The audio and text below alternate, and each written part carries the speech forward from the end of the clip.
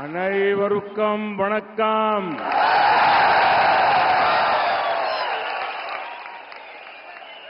My namaskar to Nellai Appar and Kantimati Amma. I request their blessings to help us serve the people of Tamil Nadu and the whole country. I'm very happy to be with all of you in Nellai. Just like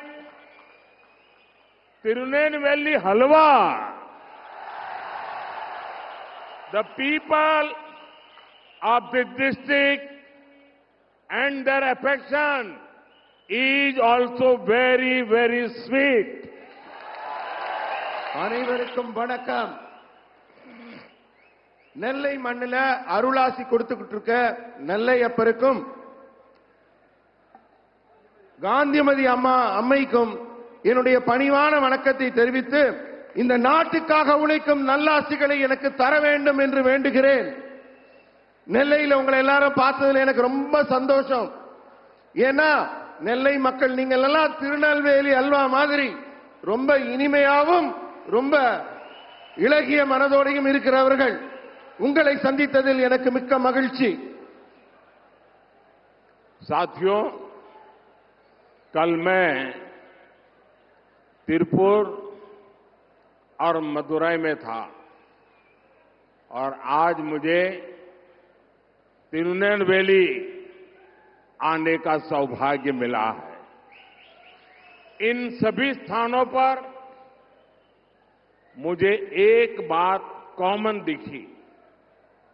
बच्चे, बूढ़े, नौजवान, महिलाएं, गरीब, middle class, Tamil Nadu का हर वर्ग, हर समाज आज पूरे विश्वास के साथ बीजेपी के साथ डट करके खड़ा हुआ नजर आता है.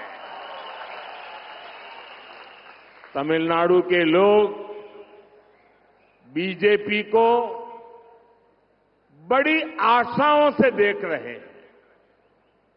लोग देख रहे हैं कि कैसे बीजेपी ने देश में संवेदनशीलता और सामाजिक न्याय की सकारात्मक राजनीति को आगे बढ़ाया है.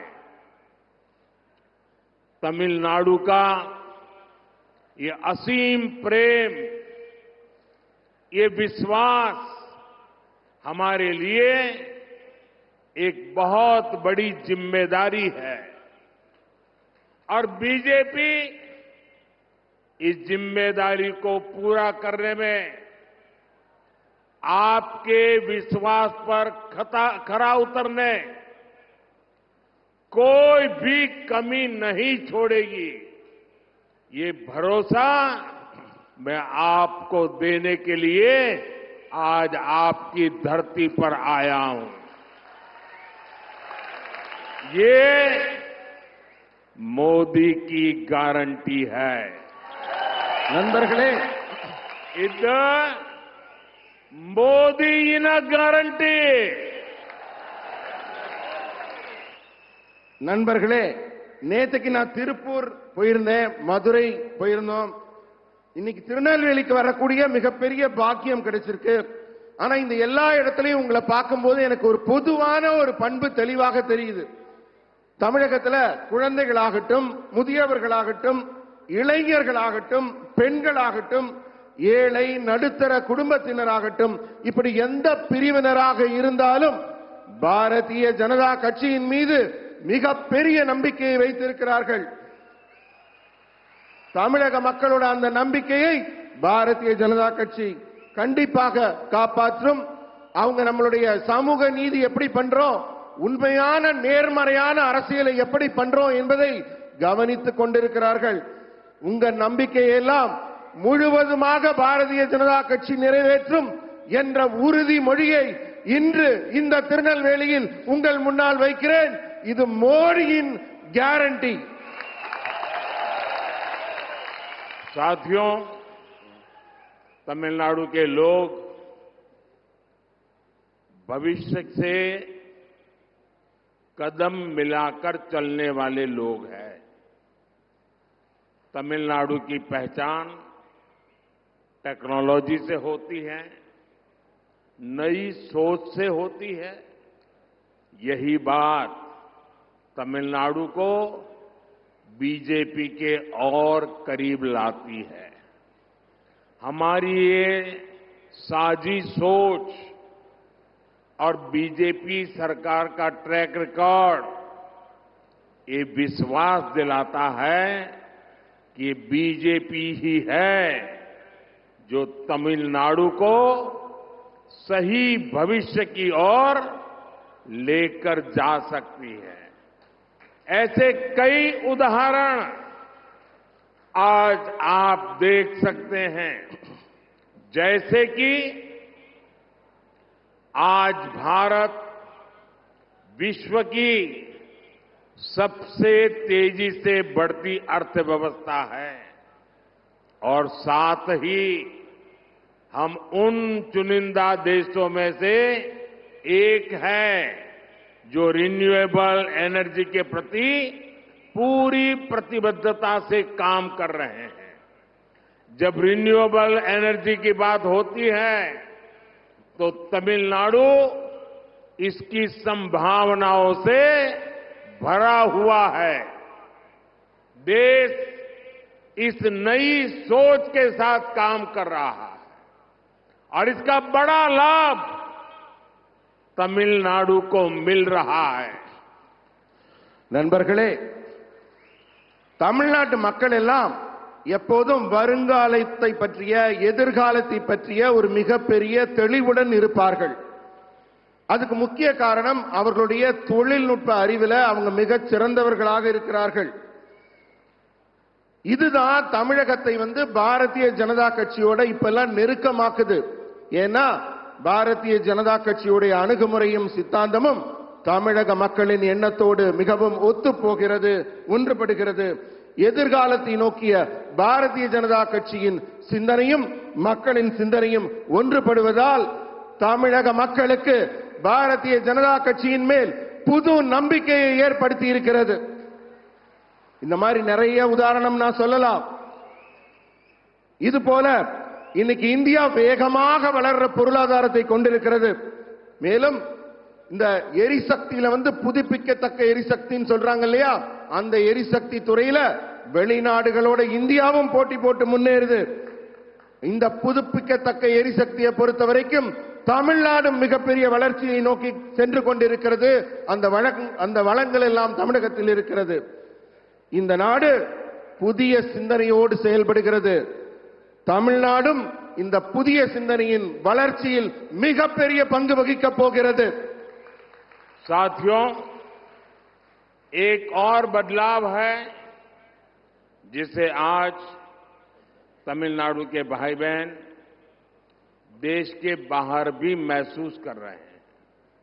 ये बदलाव है दुनिया में भारत का बढ़ता कद, भारत का बढ़ता सम्मान। पूरे विश्व में फैले तमिल कम्युनिटी के लोग जब देखते हैं कि उन्हें भारतीय होने की वजह से सम्मान की नजर से देखा जाता है तो उनका विश्वास मजबूत होता है कि केंद्र सरकार सही काम कर रही है। ये बदलाव देश की स्थिर, विकासशील और मजबूत बीजेपी की सरकार से ही आया है। इसलिए तो आज तमिलनाडु बीजेपी से इतनी तेजी से जुड़ रहा है। நண்பர்களே, உங்களுக்கெல்லாம் ஒரு உதாரணம் சொல்றேன். நீங்க எல்லாம் வெளிநாடுகளுக்கு தமிழ்நாட்டு சகோதர சகோதரிகள்லாம் போறீங்க இல்லையா? அப்ப போகும்போது வெளிநாட்டுல உங்களை எல்லாம் என்ன மரியாதையோட பாக்குறாங்கங்கிற பார்வையில ஒரு மாற்றம் வந்திருக்குதானே?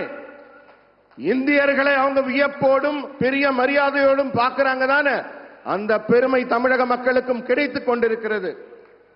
உலகில் உள்ள சமுதாய மக்கள் எல்லாம் இந்தியர்களை இவ்வளவு பெருமையாக பார்க்கிறார்கள் என்பது மத்திய அரசு சிறப்பாக செயல்பட்டுக் கொண்டிருக்கிறது என்பதற்கு சாட்சி.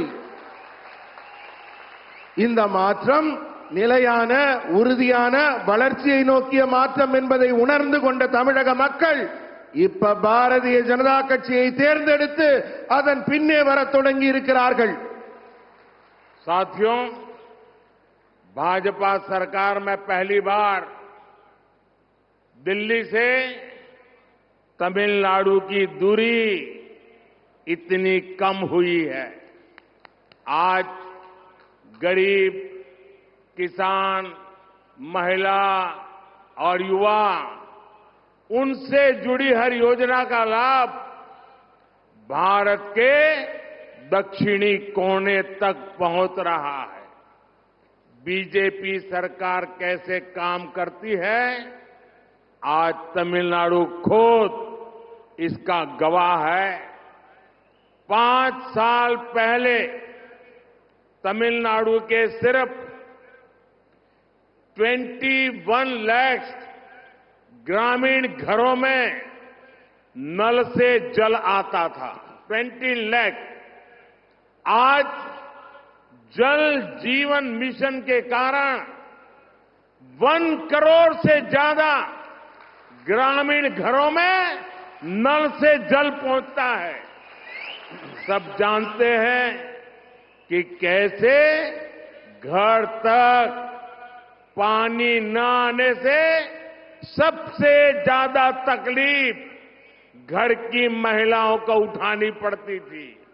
लेकिन घर घर नल पहुंचने से उसने जीवन को आसान कर दिया है. आज तमिलनाडु की 40 लाख से ज्यादा महिलाओं के घर तक, उनके किचन तक उज्ज्वला योजना का सिलेंडर पहुंच रहा है. इससे उन्हें धुएं से मुक्ति मिल गई है. आप सोचिए, हमारी माताओं बहनों की ईज ऑफ लिविंग कितनी बड़ी है. और इसीलिए तो आज तमिलनाडु में जहां जाता हूं, माताएं बहनें बहुत बड़ी संख्या में आकर के मुझे आशीर्वाद देती हैं. நண்பர்களே, நான் யோசிச்சு பார்க்கிறேன். இப்பதான் முதல் முறையா டெல்லிக்கும் தமிழ்நாட்டிற்கும் இடையே இருக்கிற தூரம் ரொம்ப குறைஞ்சு போச்சு. நெருக்கமா வந்திருக்கோம். இன்னைக்கு ஏழைங்க, விவசாயிங்க, பெண்கள், இளைஞர்கள், இப்படி ஒவ்வொருத்தருக்கான திட்டத்தின் பலன்களும் தமிழ்நாட்டின் மூலை முடுக்கெல்லாம் தென் தமிழக மக்களுக்கெல்லாம் சென்று கிடைத்திருக்கிறது. இதுதான் பாரதிய ஜனதா அரசு எப்படி செயல்படுதுங்கிறதுக்கான ஒரு நல்ல சாட்சியா, நல்ல சான்றா இருக்குது.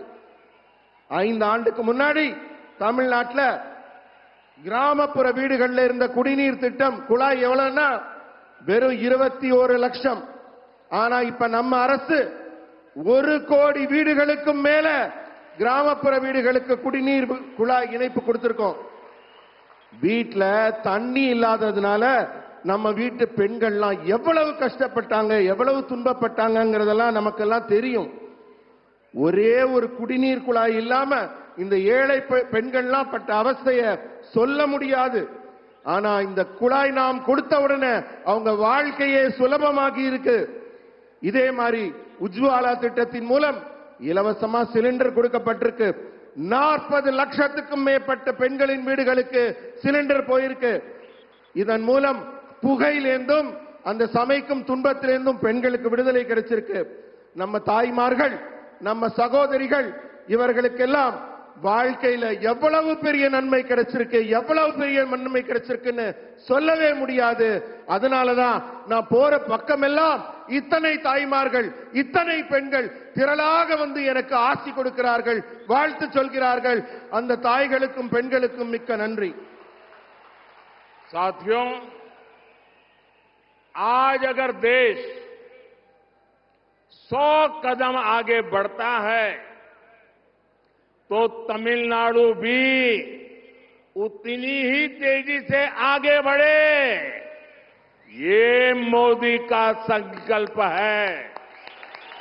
इसलिए बीते 10 वर्षों में अगर हमने देश में अनेक नए एम्स खोले तो मदुरई में भी एम्स खोलने जा रहे हैं।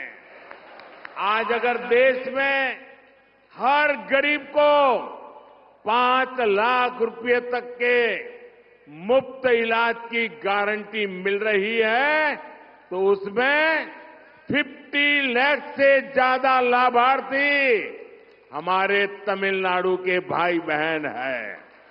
और ये सेवा हम तब कर रहे हैं जब राज्य में ऐसी सरकार है जो हमें तमिलनाडु के हित के लिए भी सहयोग करने के लिए तैयार नहीं है। इसलिए तमिलनाडु के विकास की विरोधी राज्य सरकार से ऐसे विकास विरोधी राजनीतिक दल से आप सबको सतर्क रहने की जरूरत है। अब उनसे हिसाब मांगने की जरूरत है। इन लोगों ने तमिलनाडु के विकास के नाम पर आपको खूब लूटा है। इतना ही नहीं, आपके बच्चों के भविष्य को उन्होंने गहरे गड्ढे में डाल दिया है। और अब मैं आपको गारंटी देता हूं, मैं आपके बच्चों के भविष्य को बर्बाद नहीं होने दूंगा। मोदी ऐसा नहीं होने देगा। और ये भी मोदी की गारंटी है। इधर मोदी न गारंटी। நண்பர்களே, साथियों, तमिलनाडु की इस धरती का भगवान श्री राम के साथ जो संबंध है वो दुनिया जानती है। 22 जनवरी को अयोध्या में होने वाले आयोजन से पहले मैं जो अनुष्ठान कर रहा था उसके तहत विभिन्न मंदिरों में गया था, धनुषकोडी भी गया था। सदियों के इंतजार के बाद अयोध्या में प्रभु राम का राम मंदिर के निर्माण से पूरा देश खुश है। इसी विषय पर संसद में एक प्रस्ताव आया था। अभी कुछ ही दिन पहले पार्लियामेंट में एक रिजोल्यूशन आया था, लेकिन इस दौरान डीएमके के सदस्य सारे एमपी सदन छोड़ करके भाग गए। डीएमके इस व्यवहार ने फिर साबित किया है कि उन्हें आपकी आस्था से कितनी नफरत है। साथियों, डीएमके और कांग्रेस सिर्फ लोगों में, समाज में बंटवारा करती है, जबकि हम देश के हर कोने, हर परिवार को अपना परिवार समझते हैं। मैं इसका एक उदाहरण आपको देता हूं। तमिलनाडु और तमिल लोगों से मेरा इतना लगाव है कि हमने तमिलनाडु की संतान एक दलित बेटे को मंत्री बनाया है। वो तमिलनाडु से जीत करके नहीं आया था, तो हमने हार्टलैंड हिंदी भाषी मध्य प्रदेश से दोबारा उनको राज्यसभा से भेजा है, क्योंकि हम तमिलनाडु को प्रेम करते हैं। साथियों, बीजेपी राष्ट्र प्रथम, नेशन प्रथम, नेशन फर्स्ट का सिद्धांत लेकर चलने वाली पार्टी है। बीजेपी की हमारी सरकार दुनिया भर में संकट में फंसे भारतीयों की सुरक्षित वापसी के लिए कोई कोर कसर बाकी नहीं छोड़ती। हम पाकिस्तान से अपने पायलट अभिनंदन को सुरक्षित वापस लाए। हमारे कितने ही मछुआरे भाइयों को छुड़ाकर हमारी सरकारों ने सुरक्षित वापस लाई है। श्रीलंका में हमारे 5 मछुआरों को फांसी हुई थी। ये मोदी है, उनको जिंदा घर लेकर के आई। कतर में जिन भारतीयों को फांसी की सजा हो गई थी, उन्हें भारत सरकार पूरा प्रयत्न करके सुरक्षित अपने घर वापस लाई है। अगर कांग्रेस की सरकार होती, अगर इंडी गठबंधन की सरकार होती, तो क्या ये संभव था? क्या वो ला सकते थे? ऐसा सोच भी नहीं सकते। कांग्रेस की इंडी गठबंधन की सरकारें तो ऐसी रही हैं जो सालों से पाकिस्तान की जेल में पड़े एक भारतीय की सुरक्षा तक के लिए कुछ नहीं कर पाई थी। साथियों, डीएमके एक ऐसी पार्टी है जो काम तो करती नहीं, लेकिन झूठा क्रेडिट लेने के लिए आगे रहती है। ये कौन नहीं जानता कि ये लोग हमारी स्कीम पर अपनेस्टी पर चपका देते हैं। अब तो इन्होंने हद कर दी। इन्होंने तमिलनाडु में, अभी अन्नामलाई विस्तार से बता रहे थे, इन्होंने तमिलनाडु में इसरो लॉन्च पैड का क्रेडिट लेने के लिए चीन का स्टिकर चिपका दिया है। भाइयों बहनों, ये तमिलनाडु डीएमके के नेता, उन्होंने देखना अब संभव नहीं रहा, कुछ देख ही नहीं सकते हैं। और जो देख नहीं सकता है उसको क्या कहते हैं आपको मालूम है। और इसलिए भारत की प्रगति देखने को तैयार नहीं है, भारत के स्पेस की प्रगति देखने को तैयार नहीं है। और जो पैसे आप देते हैं, जो टैक्स तमिलनाडु के भाई बहन देते हैं, उन पैसों से उन्होंने एडवर्टाइजमेंट दिया और एडवर्टाइजमेंट देकर के उसमें भारत के स्पेस का चित्र नहीं रखा। भारत के स्पेस की सफलता को वो दुनिया के सामने, तमिलनाडु के सामने रखना नहीं चाहते थे। उन्होंने हमारे साइंटिस्टों का अपमान किया, हमारे स्पेस सेक्टर का अपमान किया, आपके टैक्स के मनी का अपमान किया, आपका अपमान किया। ऐसा आंखें बंद करने वाले, पूरी तरह न देख पाने वाले ये डीएमके को अब सजा करने का मौका आ गया है। நண்பர்களே, நம்ம பாரத தேசம் 100 மடங்கு முன்னேறினா தமிழ்நாடும் இணையா 100 மடங்கு முன்னேற வேண்டும். இது மோடியின் உறுதிமொழி. உங்களுக்கு நாடு எவ்வளவு முன்னேறுதோ தமிழ்நாடும் அவ்வளவு முன்னேறும். அதனாலதான் 10 ஆண்டுகள்ல இந்தியா முழுக்க எய்ம்ஸ் திறந்தப்ப தமிழ்நாட்டிலையும் மதுரையில எய்ம்ஸ் திறக்கிறோம். 50 லட்சத்துக்கும் மேற்பட்ட பயனாளிகள் இலவச சிகிச்சை பெறாங்க. இப்ப தமிழ்நாட்டின் நலனுக்காக நாங்கள் எடுக்கும் முயற்சிகள் எல்லாம் எங்களுக்கு ஒத்துழைப்பே கொடுக்காத ஒரு அரசாங்கம் இங்க நடந்துட்டு இருக்கு.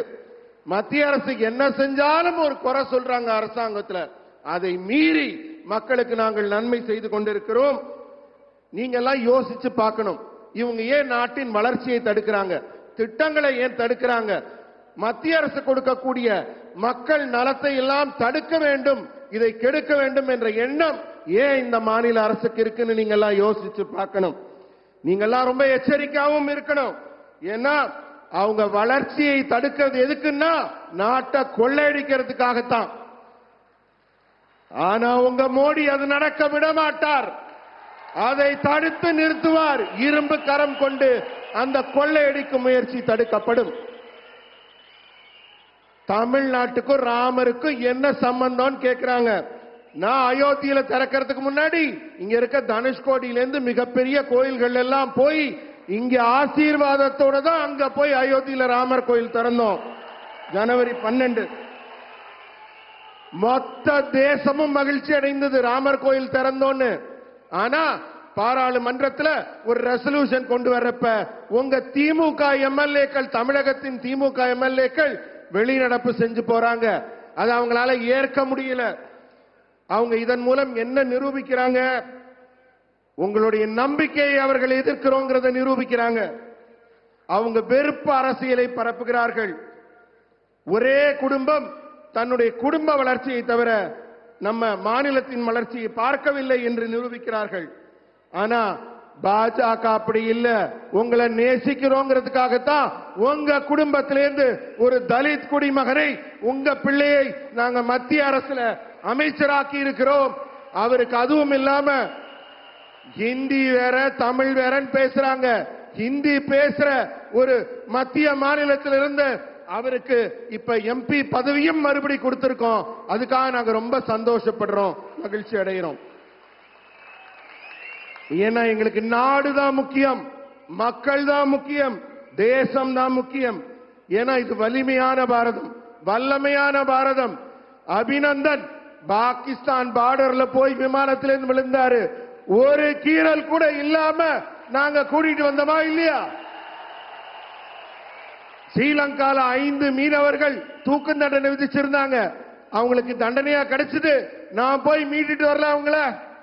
யாரால நம்ம நாட்டு மக்கள் மேல கை வைக்க முடியும்? ஏன்னா இங்க இருக்கிறது மோடி. மோடியை மீறி யாரும் இந்தியன் மேல கை வைக்க முடியாது.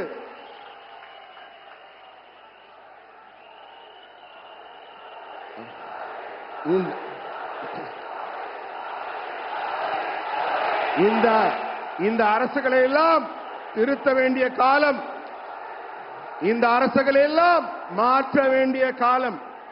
டிஎம்கே பொய் வேஷம் போடுது, டிஎம்கே பிரிச்சாலும் சூழ்ச்சி பண்ணுது. இதையெல்லாம் நம்ம தெளிவா பார்க்க முடியுது. ஆனா இனிமே டிஎம்கேவை பார்க்க முடியாது.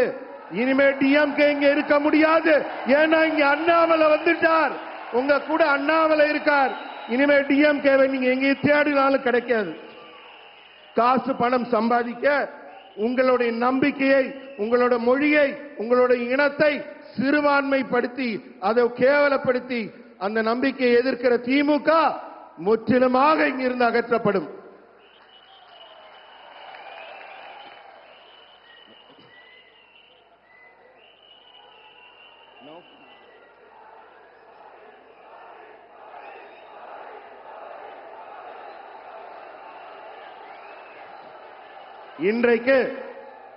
இன்றைக்கு நாங்க ராக்கெட் ஏவுகணம் திறந்து விட்டுட்டு வந்திருக்கோம். அதுல நீங்க பாத்தீங்கன்னா திமுக ஒரு விளம்பரம் போட்டிருக்கு. என்ன போட்டிருக்காங்க? சைனாவோட கொடி போட்டு சைனாவோட ராக்கெட் படத்தை போடுறாங்க. அந்த அளவுக்கு தான் அவங்க நாட்டு பற்று இருக்கு. இந்தியாவின் மேல அவங்களுக்கு என்ன பற்று இருக்குங்கிற உண்மையை நீங்க உணர்ந்துக்கணும். साथियों, विकसित भारत के लिए तमिलनाडु का विकसित होना बहुत जरूरी है। इसलिए भारत सरकार की पूरी कोशिश है कि हम यहां ज्यादा से ज्यादा इन्वेस्टमेंट और इंडस्ट्री को ला सके। तिरुनेलवेली चेन्नई वंदे भारत एक्सप्रेस के कारण यहां यात्रा और व्यापार दोनों आसान हुए हैं। तिरुनेलवेली, तूतुकुड़ी, रामनाथपुरम और विरुधुनगर में एनएलसीआई के सोलर पावर प्रोजेक्ट भी पूरे हो गए हैं। विरुधुनगर में पीएम मित्र टेक्सटाइल पार्क भी बनाया गया, जिससे 2 लाख से अधिक रोजगार पैदा होंगे। मुकेयूर और पुंपुहार में हार्बर बनाने का काम भी पूरा हो गया है। सागर माला प्रोजेक्ट के तहत हम पोर्ट इंफ्रास्ट्रक्चर को सुधारने पर भी काम कर रहे हैं।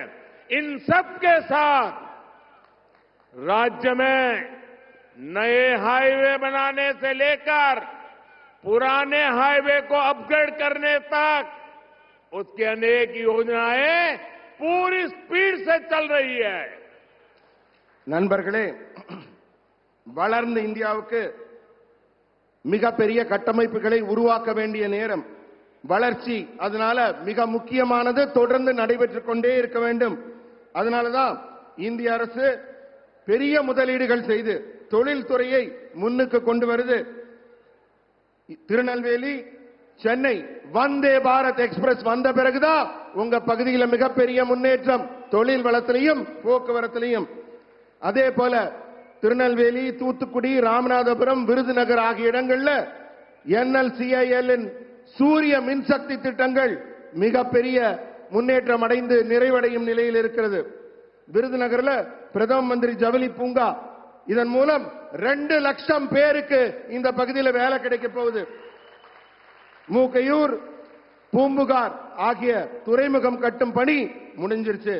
சாகர் மாலா திட்டத்தில் துறைமுக உள்கட்டமைப்பு மிக வேகமாக தமிழகத்தில் மேம்படுத்தப்படுது. இது மட்டுமல்ல, பெரிய பெரிய சாலைகள், புதிய சாலைகள் போடப்படுவதோட பழைய சாலைகள் கூட புதிய சாலைகளாக மேம்படுத்தப்படும் பணி தமிழ்நாடு முழுக்க நடைபெற்றுக் கொண்டிருக்கு. साथियों, मोदी के पास 10 वर्षों का ट्रैक रिकॉर्ड भी है और अगले 5 वर्षों का विजन भी है। हम भारत को 11वें स्थान से दुनिया की 5वीं सबसे बड़ी इकोनॉमी बना चुके हैं। हमारा विजन है कि अब तीसरे कार्यकाल में भारत को विश्व की तीसरी सबसे बड़ी अर्थव्यवस्था बनाएंगे। अगले 5 वर्षों में हम विकसित भारत के लिए अपनी इंडस्ट्रीज का विस्तार करने वाले हैं। आज हमने तमिलनाडु के हमारे युवाओं को अपनी तमिल भाषा में मेडिसिन और इंजीनियरिंग जैसे विषयों की पढ़ाई के विकल्प दिए हैं। अगले 5 वर्षों में एआई, आर्टिफिशियल इंटेलिजेंस और लेटेस्ट टेक्नोलॉजी के जरिए हमारी भाषाओं की ताकत बढ़ेगी, युवाओं के लिए नए अवसर बनेंगे। हमारे अगले कार्यकाल में भारत विश्व के सबसे बड़े इंफ्रास्ट्रक्चर क्रिएटर्स में से एक होगा। बीजेपी सरकार ये सुनिश्चित करेगी कि जो इंफ्रास्ट्रक्चर अब तक विकसित देशों में देखा जाता था, वो हमारे गरीबों के घर तक पहुंचे। நண்பர்களே, இப்ப உங்க மோடி கிட்ட 10 வருஷ அனுபவம் இருக்கு ஆட்சி செஞ்சு. அது மட்டுமல்ல, அடுத்த 5 வருஷம் என்ன செய்ய போறோங்கிற ஒரு உறுதியான திட்டமும் இருக்கு. இது உலகில இந்தியாவை 5வது இடத்தில் இருக்கிற இந்தியாவை 3வது இடத்துக்கு மிக வேகமாக முன்னேற்ற போகிறது. இந்த சாதனை நாம் 3ஆம் முறை ஆட்சிக்கு வரும்போது இந்தியா 3வது பொருளாதாரத்தில் உயர்வு பெற்ற வல்லமை பெற்ற நாடாக அமையும். அடுத்த ஆண்டுகள்ல இந்தியாவோட தொழில் வளம் மிக வேகமாக விரிவுபடுத்தப்பட போகுது. தமிழ்நாட்டு இளைஞர்கள் பொறியியல் வல்லுநர்கள் எல்லாம் தாங்கள் பாடத்தை தமிழ் மொழியிலேயே படிக்கிறதுக்கு, டாக்டர் ஆகட்டும் இன்ஜினியர் ஆகட்டும் தமிழ்லயே படிக்கிறதுக்கான வாய்ப்புகள் உருவாக்கப்படுது. அடுத்த 5 ஆண்டுகளுக்கு செயற்கை நுண்ணறிவுங்கிற ஆர்டிபிஷியல் இன்டெலிஜென்ஸ், அதனால உங்க மொழியோட தன்மையும் உங்க மொழியோட வலிமையும் அதிகரிக்க போகுது. இதனால புதிய வாய்ப்புகள் மொழி வாரியாக உருவாக்கப்படும். நம்முடைய அடுத்த வரப்போகிற ஆட்சி காலத்துல இந்தியா மிகப்பெரிய உள்கட்டமைப்பை உருவாக்குது. சரி, ஏதோ பெருசா ரோடு ஓட போறாங்க, பெருசா கட்டடம் போட போறாங்கன்னு நினைக்காதீங்க. அந்த உள்கட்டமைப்பு இந்த நாட்டின் ஒரு ஏழையின் வீட்டுக்குள்ளும் வரும். ஒவ்வொரு வீடும் உலக நாடுகளில் இருக்கிற அத்தனை வசதிகளையும் பெற்றுவிடும். साथियों, साउथ तमिलनाडु के लोगों के जो मुद्दे हैं वो बीजेपी भली भांति जानती है. बीजेपी इन मुद्दों को लेकर बहुत संवेदनशील है और हम इस पर काम भी करेंगे. ये मोदी की गारंटी है कि साउथ तमिलनाडु में विकास को नई गति दी जाएगी और यहां के युवाओं को काम के लिए घरों से दूर नहीं जाना पड़ेगा. நண்பர்களே, தென்னிந்திய மக்கள் சந்திக்கும் பிரச்சனைகள் எல்லாம் பாரதிய ஜனதா கட்சிக்கு ரொம்ப நல்லா தெரியும். நான் உங்களை எல்லாம் கூர்ந்து நோக்கிட்டு இருக்கேன். இந்த விவகாரங்கள்ல எங்களுடைய உணர்வுகள் மிக தெளிவாக உங்க மனசோட ஒத்து போகுது. அதனால உங்களுக்கு என்ன தேவையான நன்மைகளோ அதை பாரதிய ஜனதா கட்சி கண்டிப்பாக செய்யும். தமிழகத்தின் வளர்ச்சிக்கு புதிய உத்வேகம், புதிய வேகம், புதிய மலர்ச்சி கிடைக்கும். இங்க இருக்க இளைஞர்கள் எல்லாம் வீட்டை விட்டு வெளியில போக வேண்டாம். அவங்க உட்கார்ந்த இடத்துல இருந்து இந்த செயற்கை நுண்ணறிவு புதிய உத்வேகத்தில் கிடைக்கக்கூடிய திட்டங்கள் மூலமாக மிகப்பெரிய பலனை அடைவார்கள். இதுவும் உங்க மோடியின் கேரண்டி.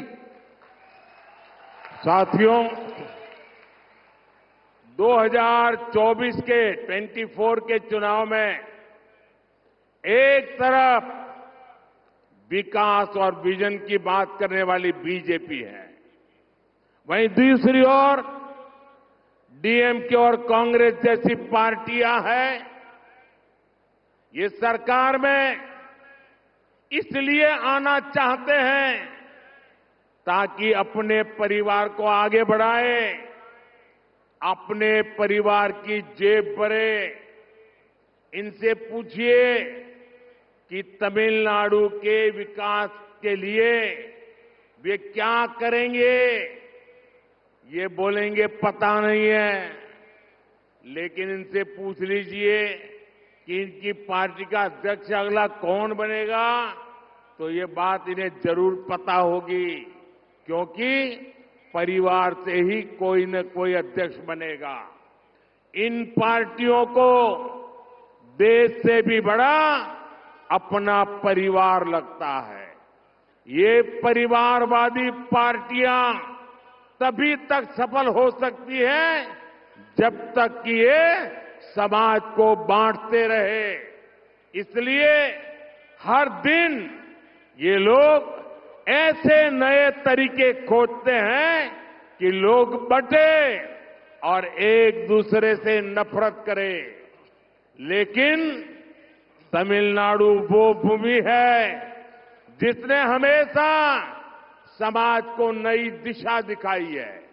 और अभी अन्नामलाई ने इस भूमि में कैसे कैसे महापुरुष हो गए, कैसे महान स्वातंत्र सेनानी हो गए, उसका विस्तार से वर्णन किया. तमिलनाडु वो धरती है जहां राष्ट्र को जोड़ने वाले वीर सपूतों का जन्म हुआ है. यहां एमजीआर जैसे विजनरी ने विकास की राजनीति को नई ऊंचाई पर पहुंचाया था। मुझे ये विश्वास है कि तमिलनाडु अपने परिवार के लिए काम करने वालों को जरूर नकारेगा, हटाएगा।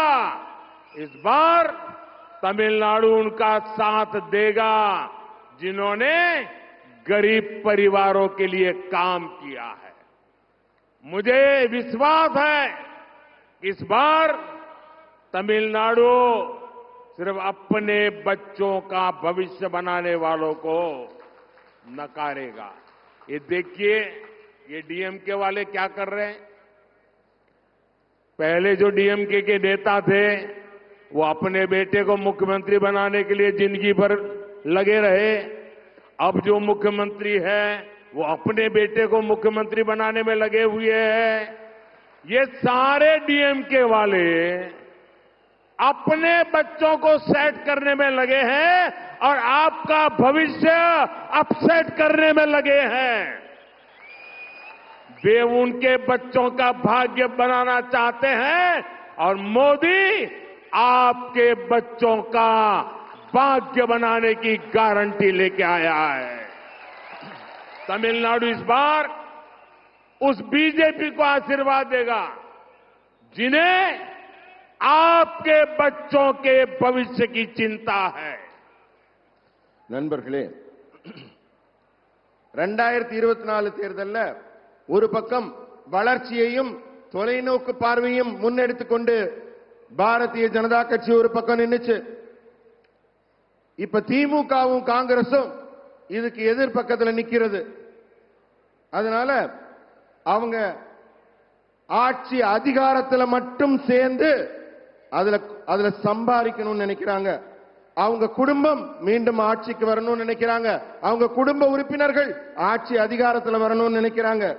தமிழ்நாட்டின் வளர்ச்சிக்கு என்ன செய்வீங்கன்னு கேட்டு பாருங்க, அவங்கள்ட்ட பதில் இருக்காது. ஆனா அடுத்து யாரு இங்க சிஎம் ஆக போறீங்க, அடுத்து யாரு மினிஸ்டர் ஆக போறீங்கன்னு அவங்களை கேட்டு பாருங்க, நல்லா தெரியும்.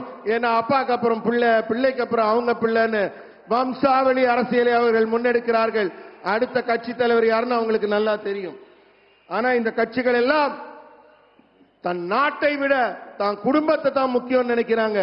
மக்களை யாரும் முக்கியமா நினைக்கல, உங்க நன்மையை யாரும் முக்கியமா நினைக்கல. எனவே ஒவ்வொரு நாளும் அவங்க என்ன நினைக்கிறாங்க, மக்களை டிவைட் அண்ட் ரூல், பிரிச்சு ஆளணும். ஏதாவது ஒரு பிரச்சனை மூலமா மொழியோ இனமோ சாதியோ ஏதாவது ஒண்ணு சொல்லி உங்களை பிரிச்சு பிரிச்சு வைக்கணும், ஒரு சண்டைகள் உருவாக்கணும். இதுதான் அவங்க எண்ணம், நோக்கமா இருக்கு. தேசத்தை ஒன்றுபடுத்த வேண்டும் என்ற எண்ணம் அவர்களுக்கு இல்லை. ஆனால் அவர்கள் எண்ணம் ஈடேறப் போவதில்லை. என் மண் என் மக்கள் யாத்திரை மூலம் இதோ அண்ணாமலை அவர்கள் நாட்டை ஒற்றுமைப்படுத்துவதற்காக நடை பயணம் நடந்து கொண்டிருக்கிறார். அதனால அவங்க எண்ணம் ஈடேறப் போவதில்லை. தொலைநோக்குல வீரத்துக்குடன் இந்த நாட்டை ஒன்றுபடுத்த வேண்டும் என்று உழைத்த தமிழ் மக்கள் இங்க அதிகம் பேர் இருக்கிறாங்க. தேசத்துக்காக உழைத்தவர்கள். தன் குடும்பத்தில் இருக்கிறவங்க முன்னேறணும்னு நினைக்கிறவங்களுடைய அவங்களுடைய சுயநலத்தை அடக்கி பொது நலத்தை முன்னெடுக்கும் நாள் வெகு தூரத்தில் இல்லை. ஏழை குடும்பங்களுக்காக உழைத்தவர்களுக்கு, ஏழை குடும்பங்களுக்காக உழைப்பவர்களுக்கு பாரதிய ஜனதா கட்சி தான் என்றும் துணை நிற்கிறது. நாங்களும் அதே பணியைத்தான் செய்து கொண்டிருக்கிறோம். இந்த முறை தான் குடும்பம், தான் பிள்ளைங்க அப்படிங்கிற சுயநலத்தோட வர்றாங்க இல்லையா, அவங்களெல்லாம் தமிழகம் கண்டிப்பாக நிராகரிக்கும். நிராகரிச்சு தான் ஆகணும். ஏன்னா அவங்களுக்கு உங்க பிள்ளைகள் முன்னேறணும்னு அக்கறையே இல்லை. அவங்க பிள்ளைங்களை பத்தி தான் கவலைப்படுறாங்க. உங்க பிள்ளைங்களை பத்தி கவலைப்பட நான் இருக்கிறேன், மோடி ஆகிய நான் இருக்கிறேன். உங்க பிள்ளைகள் நல்லாக முன்னேற வேண்டும் என்பதற்காக. मैं पिछले 2 दिन से देख रहा हूं कि लाखों की तादाद में आप तमिलनाडु के भाई बहन हम सबको आशीर्वाद दे रहे हैं। मैं आप सबसे पहले क्षमा मांगता हूं।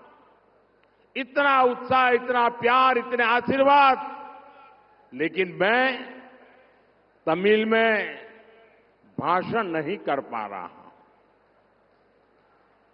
समझ लेता हूं, कभी कुछ वाक्य बोल लेता हूं, लेकिन मैं तमिल में भाषण नहीं कर पा रहा हूं। उसके बावजूद भी लाखों लोग बैठ रहे हैं, मुझे सुनने समझने की कोशिश कर रहे हैं। ये कारण है आपका प्यार, आपके आशीर्वाद, आपका विश्वास। मैं आपके इस प्यार के लिए, इस विश्वास के लिए आज तमिलनाडु के लोगों को शत शत नमन करता हूं, सर झुकाकर प्रणाम करता हूं। நண்பர்களே,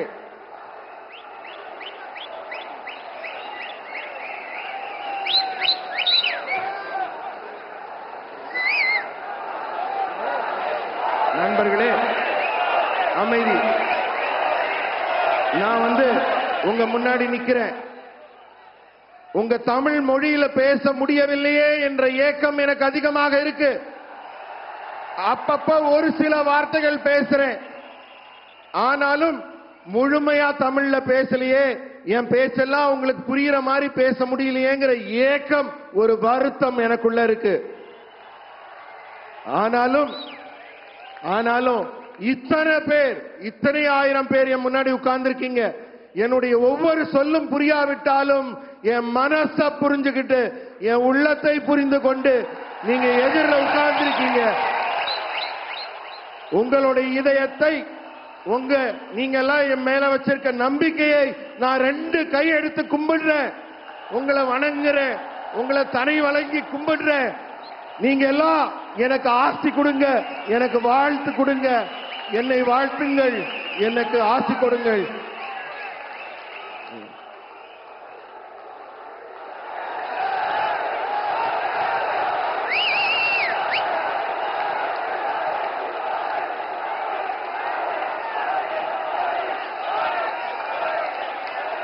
साथियों, आज विपक्ष के नेता भी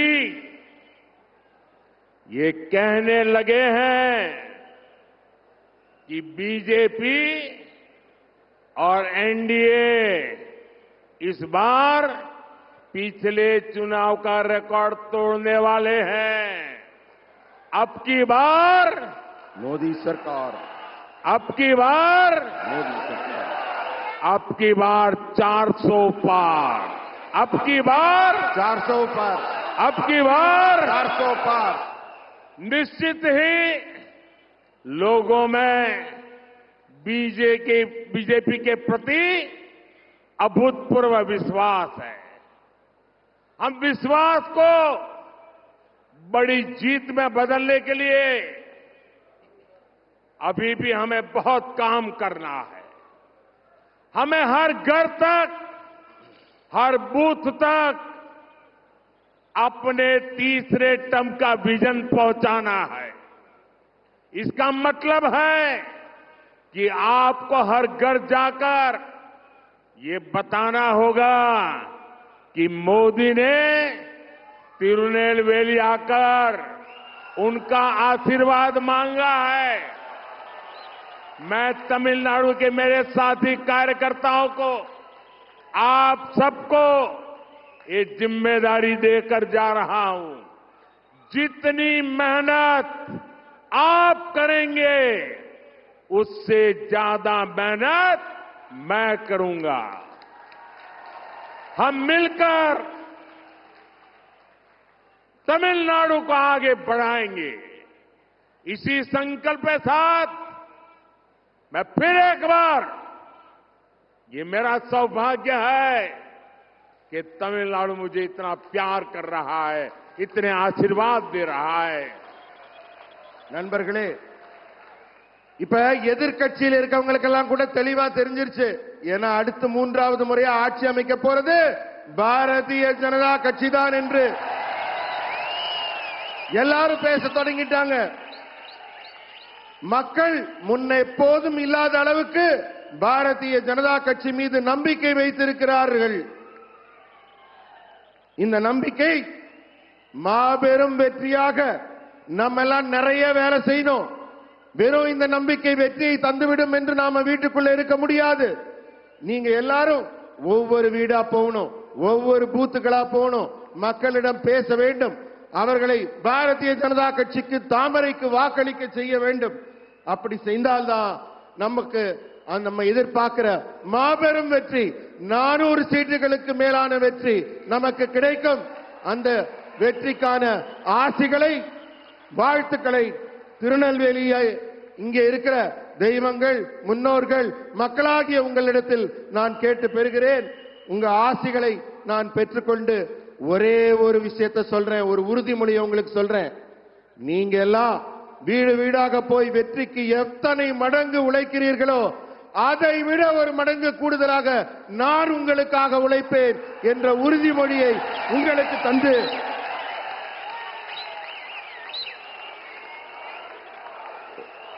உங்கள் அன்புக்கும் ஆதரவுக்கும் நன்றி கூறுகிறேன்.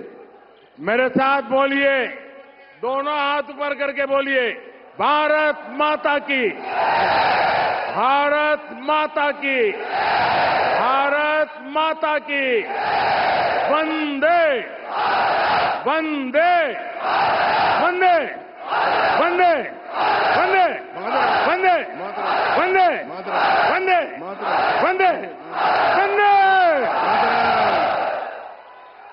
நன்றி, வணக்கம்.